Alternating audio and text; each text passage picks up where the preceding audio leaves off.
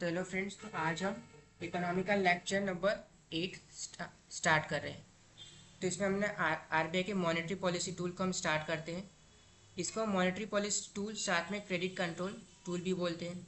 इसमें हम दो पार्ट में डिवाइड करते हैं, quantitative and qualitative. Quantitative tool क्या होते हैं?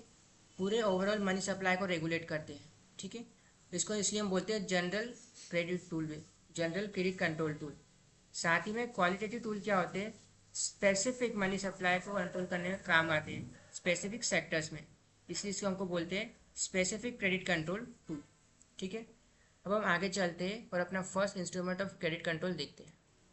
तो पहला आता है रेपो रेट। अब रेपो रेट मतलब क्या होता है? Repurchase, repurchase. ठीक है, रीपर्चेज रेट रेपो रेट का मतलब होता है। अब आप इस यहाँ पे डायग्राम में देख सकते हो, स्टेप 1 में क्या हो रहा है? आरबीआई जो मनी जो है बैंक को दे रही है, ठीक है, और बैंक आरबीआई को एक सिक्योरिटी दे रहा है, इसमें आप जी सिक्योरिटी ले सकते हो। ठीक है, अब सेकंड स्टेप में आरबीआई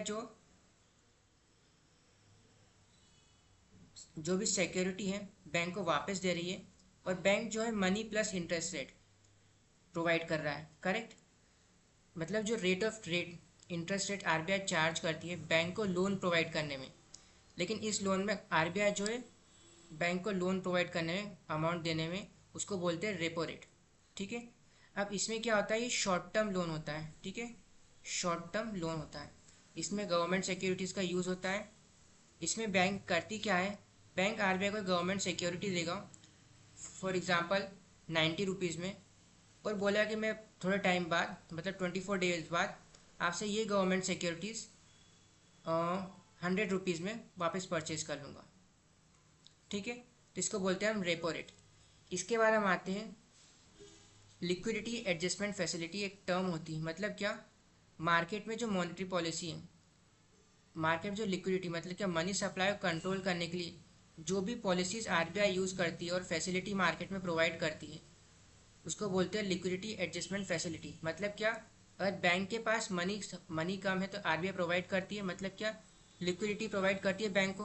करेक्ट, तो इसको बोलते हैं हम लिक्विडिटी एडजस्टमेंट फैसिलिटी। अब हम रिवर्स रेपो पे आते हैं। अब रिवर्स रेपो में क्या होता है कि आरबीआई जो है बैंक से लोन लेती है, मतलब क्या, बैंक अपना मनी आरबीआई को दे देगा कुछ टाइम के लिए। सपोज करो बैंक जो अपना फिक्स डिपॉजिट जो आरबीआई के पास खोल रहा है 24 दिन के लिए, तो बैंक यहाँ पे मनी जो है आरबीआई को देगा। आरबीआई जो गवर्नमेंट सिक्योरिटी है वो बैंक को देगी।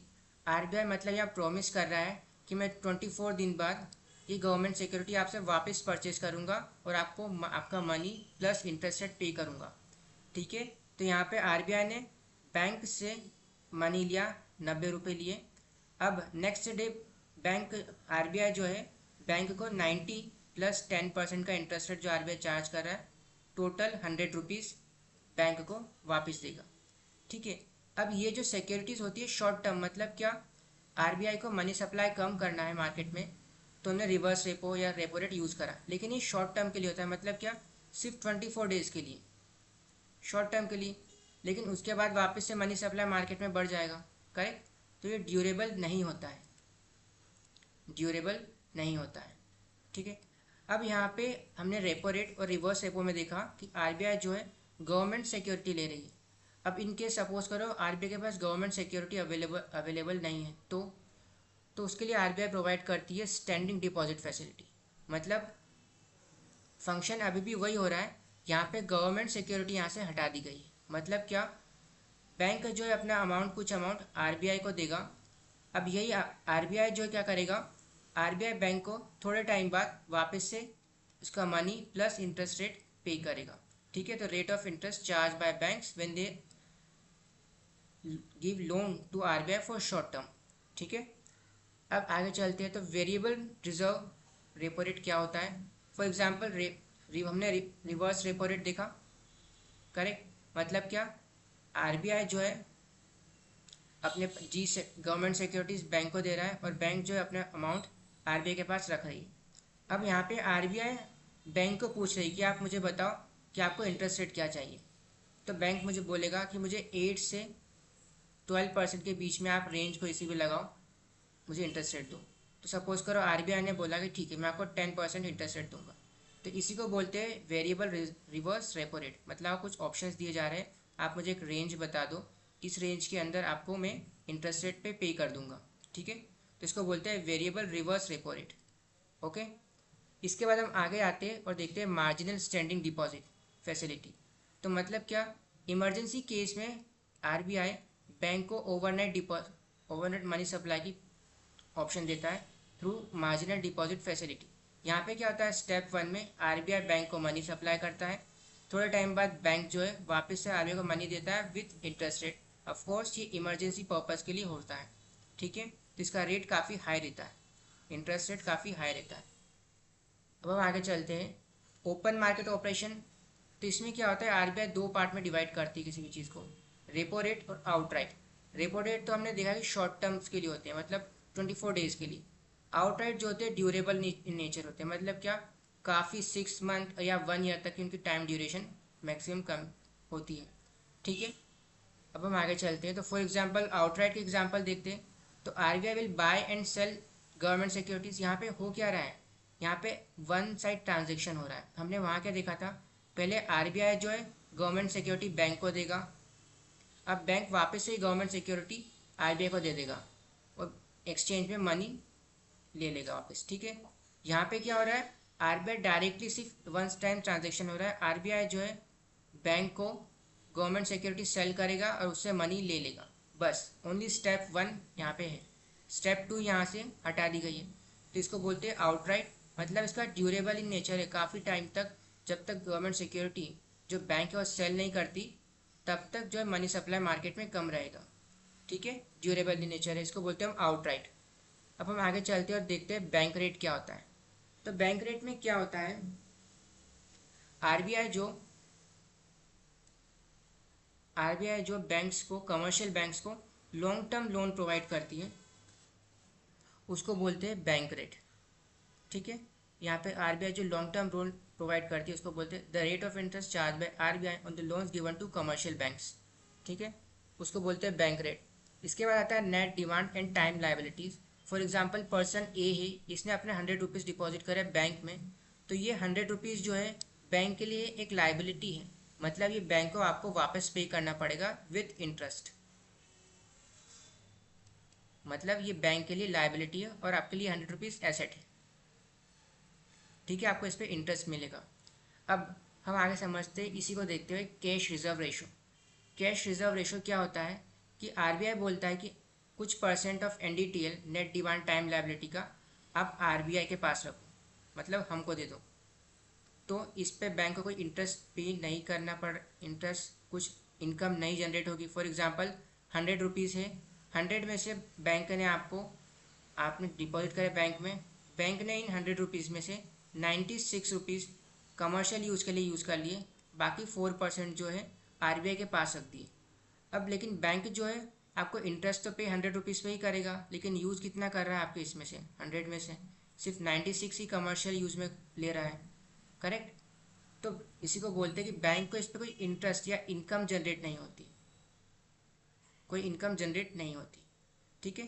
फॉर एग्जांपल कस्टमर ने अपने डिपॉजिट करे, बैंक ने कुछ परसेंट जो है आरबीआई को दे दिया, ठीक है। अब इसके बाद हम देखते हैं स्टैट्यूटरी लिक्विडिटी रेशो। तो यहाँ पे जो परसेंटेज ऑफ एनडीटीएल है वो बैंक खुद के पास रखता है in the form of cash, gold या फिर गवर्नमेंट सिक्योरिटीज़, ठीक है। अब कस्टमर यहाँ पे आया, डिपॉजिट करा बैंक पे, कुछ परसेंट डिपॉजिट बैंक ने कैश में रख लिया, सिक्योरिटीज़ में रख लिया, गोल्ड पे रख लिया। यहाँ पे बैंक में इनकम जनरेट हो रही है, मतलब कुछ इंटरेस्ट बैंक को मिल रहा है यहाँ पे, ठीक है। अब इसके बाद हम आते हैं क्वालिटेटिव टूल्स पे। तो यहाँ पे आता है rationing of credit. Rationing of credit मतलब क्या, कुछ परसेंट ऑफ एएनबीसी मतलब एडजस्टेड नेट बैंक क्रेडिट का आपको आइडेंटिफाइड एरियाज में लगाना देना पड़ेगा। For example priority sector lending मतलब क्या, एडजस्टेड नेट बैंक क्रेडिट क्या होता है कि आप जो कमर्शियल यूज़ में अपना पैसा यूज़ कर रहे हो, बॉन्ड्स में लगा रहे हो,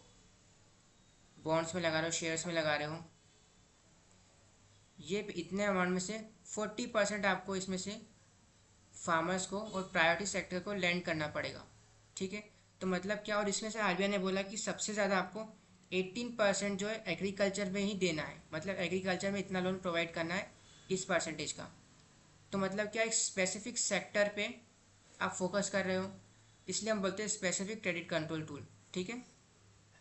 इसके बाद हम आते हैं रेगुलेशन ऑफ कंज्यूमर क्रेडिट। मतलब क्या, फॉर एग्जांपल आप सपोज करो आपको एजुकेशन लोन चाहिए। ठीक है। अब बहुत कम परसेंट जो एजुकेशन लोन ले रहे हैं, स्टूडेंट्स जो एजुकेशन लोन नहीं ले पा रहे हैं, तो आरबीआई क्या करेगा, आरबीआई बैंक्स को बोलेगा कि आप ईएमआई या फिर इंस्टॉलमेंट्स बढ़ा दो। फॉर एग्जांपल इंस्टेंट स्टूडेंट से एक साथ 10,000 लेने की जगह दो इंस्टॉलमेंट लेने की जगह आप इसको 4 कर दो, मतलब पहले 5,000 लो, फिर 5,000 लो, फिर 5,000 लो, तो आप इजीली लोन पे कर पाओगे। करेक्ट। और साथ में ईएमआई आपकी रिड्यूस कर दो, मतलब क्या, आपकी ईएमआई रिड्यूस कर दो या फिर इंस्टॉलमेंट्स उसकी रिड्यूस कर दो। इसको हम बोलते हैं रेगुलेशन ऑफ कंज्यूमर क्रेडिट। इसके बाद आता है वेरिएशन ऑफ मार्जिन रिक्वायरमेंट। मतलब क्या, फॉर एग्जांपल आप होम लोन ले रहे हो बैंक से, आपकी होम लोन की प्राइस है 1 करोड़, 1 CR। अब बैंक आपको पूरा 1 CR इसमें से नहीं देगा।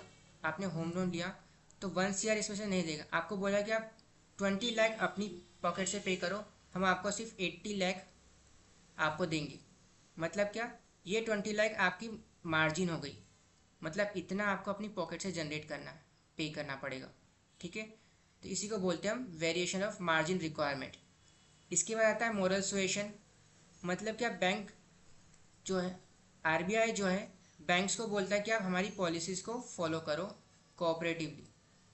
फॉर एग्जांपल लेटर देगा, कोई बैंक पॉलिसी फॉलो नहीं कर रहा है तो लेटर देगा, एक लेटर सबमिट करेगा, अप्लीकेशन देगा, उसको बोलते हैं moral suasion.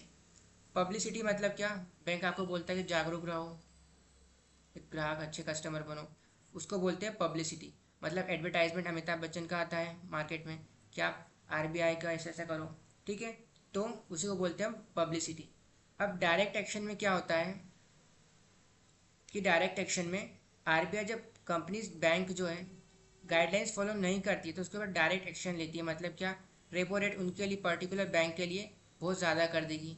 MSR, marginal standing facility, MSF, काफ़ी ज़्यादा हाई कर देगी। तो डायरेक्ट एक्शन आरबीआई लेगी। ठीक है। इसके बाद हमारे पास लास्ट टॉपिक आता है money supply and monetary aggregate. मतलब यहाँ पे M0 मतलब क्या होता है और M1 नैरो मनी होते हैं। मतलब क्या, हाईली लिक्विड होते हैं, काफ़ी ज़्यादा हाई लिक्विड हो सकते हैं, डायरेक्ट गुड परचेज किए जा सकते हैं। यहाँ पे M2 और ये रिमेनिंग मनी ब्रॉड मनी होते हैं। मतलब क्या, high liquid plus less liquid. ठीक है, high liquid plus less liquid, इनको हम बोलते हैं ब्रॉड मनी। अब M0 क्या होता है, करेंसी इन सर्कुलेशन। CC मतलब currency in circulation plus bank deposit plus and other deposit with RBI, bank deposits with other deposits with RBI, इसको बोलते हैं हम M0। तो M0 क्या हुआ, currency in circulation plus bank deposits and other deposits with RBI. M1 क्या होता है, currency held by public plus demand deposit in with banks and other deposit with RBI, इसको बोलते हैं M1। ठीक है।